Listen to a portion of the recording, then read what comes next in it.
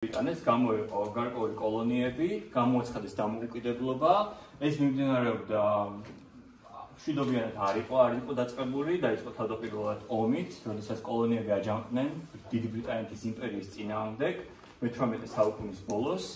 და 13-მა კოლონიამ და მექვიზის რაღაც სპარსხებსაც ასე ვთქვათ, წინასწარ შეიძლება გამოისროლო და დაიჭიროთ. 13-მა კოლონიამ აი ამ ომის პროცესში გადაწყვიტა, რომ გამოეცხადებინა დამოუკიდებლობა დიდი ბრიტანეთიდან და ესეთი მნიშვნელოვანი დოკუმენტი, რომელიც გამოიცა, ეს იყო დამოუკიდებლობის დეკლარაცია. და სწორედ დამოუკიდებლობის დეკლარაციის ასეთ რატიფიცირებას და მის მიღებას ეხმიანება დღევანდელი დღე 1776 წლის 4 ივლისი. დამოუკიდებლობის დეკლარაცია არის ძალიან მნიშვნელოვანი ფუნდამენტური ამერიკული პოლიტიკის დოკუმენტი, სადაც წარმოდგენილია თავდაპირველად ის საჩივრები, რასაც ეს კოლონიები უწესებდნენ ამერიკის დიდი ბრიტანეთის იმპერიას და მის მმართველს და შემდგომში გადმოცემულია მთელი ფილოსოფიური ტექსტი იმის გამართლების, თუ რატომ შეეძლოთ ამ კოლონიებს თავისუფლების მიღწევა, თავისუფლების მოთხოვნა და რა ღირებულებებზე ეფუძნებოდა ეს თავისუფლების მოთხოვნის არგუმენტი. ჩვენ გვინდოდა რომ თავისუფლება მოგვეთხოვა, რაღაც არგუმენტი უნდა გქონოდა. თომას ჯეფერსონმა ერთ-ერთმა დამხმარებელმა მამამ სწორედ ასე ვთქვათ, დაწერა ეს ტექსტი, ძალიან უნიკალური ტექსტია, გირჩევთ წაიკითხოთ, ქართულადაც არის თუ არ ვცდები ნათარგმნი და ეს დამოუკიდებლობის დეკლარაცია გახდა ფუნდამენტური დოკუმენტი ამერიკის შეერთებული შტატების, არა მხოლოდ დამოუკიდებლობის, არამედ იმ ძირითადი ღირებულებების და იდეების, რომელიც უნდა გაჰყოლოდა, თუ შესაძლოა გაჰყვა რაღაც ნაწილშიც, ან რაღაც ნაწილში დაიკარგა ამერიკის შეერთებული შტატების მთელ, ასე ვთქვათ, პერიოდს. ამერიკის დამოუკიდებლობის დეკლარაციაში, როდესაც ის დაიწერა და გამოიცა, ამით ამერიკამ და ამ კოლონიებმა დაამტკიცეს, რომ ეს არ იყო მხოლოდ პოლიტიკური დოკუმენტი, ეს იყო ფილოსოფიური დოკუმენტი, ეს იყო ფილოსოფიის შექმნა და ფილოსოფიის ნაბიჯი, როდესაც ეს დეკლარაცია დაიწერა და ამერიკის დამოუკიდებლობა გამოცხადდა და მთავარი ეს ნაბიჯი, აი ეს არის დამოუკიდებლობის დეკლარაცია და მისი მიღება. აკავას აირია. ხო, და მთავარი სლაიდი ისეთ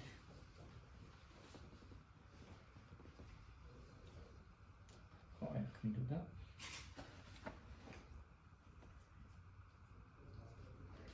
და მთავარი რაც იყო ამ ფილოსოფიური ნაბიჯის, ეს არის იდეა, რომ ადამიანის უფლება რომ იყოს თავისუფალი. ეს ყოველთვის იყო ფილოსოფიის ნაწილში არსებობდა უკვე ჯონ ლოკის ფილოსოფიაში, რომ ადამიანი უნდა იყოს თავისუფალი, ხო, ადამიანი შეიქმნა თავისუფალი და ყველა ღმერთმა შექმნა თანასწორი, მაგრამ პოლიტიკური გამოხატულება ამ იდეას არ ჰქონდა. ამერიკის შეერთებული შტატები იყო პირველი სახელმწიფო, რომელმაც დამოუკიდებლობის დეკლარაციით განაცხადა, რომ ის იქნება პირველი სახელმწიფო, რომელიც დაეფუძნება ამ იდეას, ინდივიდის თავისუფლებას თავის სიცოცხლის მიმართ. აქამდე რა იყო მანამდე, ხო? იყო ორი ეპოქა შეგვიძლია გავყოთ. პირველი ნაწილი ეპოქა და რაღაც ბნელი ეპოქა დავარქვათ, სადაც ინდივიდი არ წარმოადგენდა რაღაც ინდივიდუალური ღირებულება არ ქონდა და ის ძირითადად იყო ან ბატონზე დამოკიდებული, ან კონკრეტულ ტრადიციებზე დამოკიდებული, ან იყო რაღაც გარკვეულ თავის კლასზე დამოკიდებული, ხო? თქვენ დაიბადებოდით ანგლიხად ან რაღაც ბატონად და თქვენ ამის ცვლილება არ შეგეძლოთ, მაგრამ ამერიკის შეერთებული შტატების დაფუძნებამ ის უნიშნულოვანესი ჯონ ლოკის იდეა, რომ ადამიანი არის თანასწორი და თავისუფალი, გადმოიტანა პრაქტიკაში და შექმნა პირველი სახელმწიფო, სადაც ადამიანები არ დაიყოფოდნენ კლასებად. ჩვენ ვიცით ისტორიაც და შეგვიძლია ამაში გავაკრიტიკოთ, რომ რასებად შეიძლება დაყოფილიყო ან რელიგიებად, მაგრამ ის ძირითადი ფუნდამენტი, რომ ყველა ადამიანი, შეიძლება ის ყველას არ ეხებოდა, მაგრამ სიტყვა ყველა ადამიანი არის თანასწორი, სწორედ ამერიკის შეერთებულ შტატებში გაჩნდა და შემდგომში თავდაპირველად პრობლემები იყო, ხო, რაღაც გარკვეული რასობრივი ჯგუფების მიმართ, ეს ისევ და ისევ ამ საზოგადოებამ შეძლო, რომ პირველ რიგში დაეძლია, იმიტომ რომ ეს იდეა არსებობდა ინდივიდის უფლება რომ ყოფილიყო თავისუფალი. და ამერიკელებმა შემდგომში პერიოდულად გაიაზრეს, რომ ეს უნდა ყოფილიყო ყველასთვის, შავკანიანი მონებისთვის, ქალებისთვის და ასე შემდეგ და ასე შემდეგ. და ეს ასევე არ იყო ერთ მხრივად დანახული ამბავი, რომ ყველა იყო მონობის მომხრე თქვენ თუ გაეცნობით დამფუძნებელი მამებს, ძალიან ბევრი დამფუძნებელი მამა იყო მონობის წინააღმდეგი და ეს ძირითადად იყო პოლიტიკური ჩრდილოეთ და სამხრეთის, ასე ვთქვათ, დაპირისპირება და ძალიან ბევრი ჩრდილოეთელი დამფუძნებელი მამა იყო თავდაპირველად მონობით ვაჭრობის და ზოგადად მონათმფლობელობის წინააღმდეგი. და ჩემი საყვარელი დამფუძნებელი მამა ალექსანდრე ჰამილტონი შეგიძლიათ გაიცნოთ მის ნაშრომებს ამ თემასთან დაკავშირებით. ეს იდეები, თავისუფლების იდეები და ზოგადად ეს სახელმწიფო იზიდავდა ძალიან სანქტ-პეტერბურგში დაბადებულ რუს ებრაელ ბავშვს, აინ რენდს, ალისა როზენბაუმს, რომელიც დაიბადა მეფის რუსეთში, რომელმაც იხილა საბჭოთა კომუნისტების მოსწრო ხელისუფლებაში, რომელმაც იხილა იდეების დონეზე თავდაპირველად შემდგომ პრაქტიკაში ნაკლებად თუ რა იდეებს ავრცელებდნენ კომუნისტები და როდესაც კომუნისტები მოვიდნენ და მისი ძირითადი გარემო იყო შექმნილი, რომ ინდივიდი აღარ არსებობდა და მას კოლექტივისთვის უნდა გაეწირა თავი და ეს კოლექტივი იყო მისი კლასი და ეს თელი კლასობრივი იდეოლოგია და მარქსიზმი. აინენს ჰქონდა ერთი მნიშვნელოვანი რამ დარჩენილი, რაშიც ის ხედავდა ალტერნატიულ სამყაროს. და ეს იყო კინო. ის დადიოდა კინოში, უყურებდა ფილმებს, ხშირად ამერიკულ ფილმებს თავდაპირველად არ იყო ასეთი შეზღუდვები და ხედავდა სამყაროს სათამჯენებს განვითარებას, სადაც ინდივიდს შეეძლო ყოფილიყო ის თუ ვინც უნდოდა აეშენებინა სათამჯენი, ყოფილიყო წარმატებული და ასე ვთქვათ დატკბილიყო თავისი ცხოვრება. და ეს მის ასე ვთქვათ პიროვნებაში ყოველთვის ახდენდა ძალიან დიდ გავლენას და ის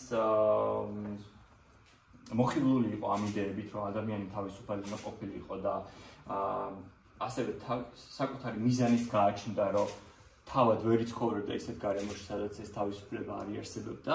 ამიტომ თავდაპირველად გადაწყვიტა ამერიკის შეერთებულ შტატებში გადასვლა და აინედი როგორ ახასიათებდა ამერიკას. ქართულად ვიტყვი, ამერიკის მთავარი დამფუძნებელი იდეა იყო ინდივიდუალური უფლებები, არაფერი მეტი და არაფერი ნაკლები. ეს არის ძალიან მნიშვნელოვანი, ასე ვთქვათ, დანახვა თუ რატომ შეიქმნა ამერიკის შეერთებული შტატები და ამის გამოყოფა. ძირითადი სახელმწიფოები, რომლებიც იქმნებიან, იქმნებიან ეთნიკურ ნიადაგზე. რაღაც გარკვეული ეთნოსი ცხოვრობს კონკრეტულ ადგილას და ისინი იჩემებენ, რომ აქვთ სახელმწიფოებრიობა. ამერიკა არ იყო არც ერთ ეთნოსზე დაფუძნებული სახელმწიფო, ეს იყო თავისუფლებაზე და ინდივიდუალურ უფლებებზე დაფუძნებული სახელმწიფო. მე ვარ ვთქვათ, ბრიტანელი, თქვენ ხართ ჰოლანდიელი, ვიღაცა არის ირლანდიელი. სად არის ხო ჩვენი ეთნოსი გამოერთინებელი? არ არის, მაგრამ ჩვენ შეგვიძლია იდეაზე დავაფუძნოთ და ეს იდეა იყო ინდივიდუალური უფლებები, ის რაც ჯეფერსონმა დამოუკიდებლობის დეკლარაციაში განკარგა. აინენდისთვის ეს ძალიან მოსაწონი იდეალი და სწორედ ამიტომ აინენდმა გადაწყვიტა, რომ დაეტოვებინა საბჭოთა კავშირი უკვე ამ პერიოდში. ის იყო დრამატურგი წერდა, ასე ვთქვათ, სცენარებს, ამიტომ გადავიდა პირველ რიგში ამერიკის შეერთებულ შტატებში, დაიწყო მუშაობა ჰოლივუდში. საკმაოდ ძალიან მნიშვნელოვანი ისტორია აქვს მას და მისი ფილოსოფია, ობიექტივიზმი, საკმაოდ გავლენიანი ფილოსოფია ამერიკის საზოგადოებაში. დღეს არ გვაქვს ამაზე ძალიან ბევრი საუბარი, მაგრამ აუცილებლად გირჩევთ დაესწროთ ჩვენს ღონისძიებებს და აინედის ფილოსოფიასაც მეტნაკლებად გაეცნოთ, იმიტომ რომ ძალიან კარგი შედეგები აქვს ზოგადად ადამიანზე და მათ განვითარებაზე და პროდუქტიულობაზე. ამერიკის შეერთებული შტატები დაეფუძნა ინდივიდუალურ უფლებებს, მაგრამ ასევე ძალიან მნიშვნელოვან პრინციპებს. რა არის ხო ეს ინდივიდუალური უფლებები? ეს ინდივიდუალური უფლებები არის, რომ თქვენ ხედავთ როგორც მნიშვნელოვან ინდივიდს, როგორც მნიშვნელოვან ასე ვთქვათ, არსებას, ადამიანს, რომელსაც უნდა გააჩნდეს უფლება იმისთვის, რომ თქვენ გამოიყენოთ ის რაღაც, რაც თქვენ ბუნებით მოგეცათ, რაც თქვენ ადამიანად ხდის.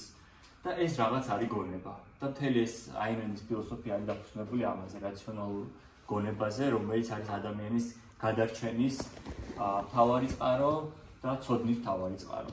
თუ სხვადასხვა ორგანიზმებს, სხვადასხვა გარკვეული უნარები აქვს მიცემული, ხო, იქ შეიძლება ზოგი ცხოველი სწრაფი იყოს, ზოგი შხამი ჰქონდეს, ადამიანის მთავარი ასეთი ინსტრუმენტი არის გონება.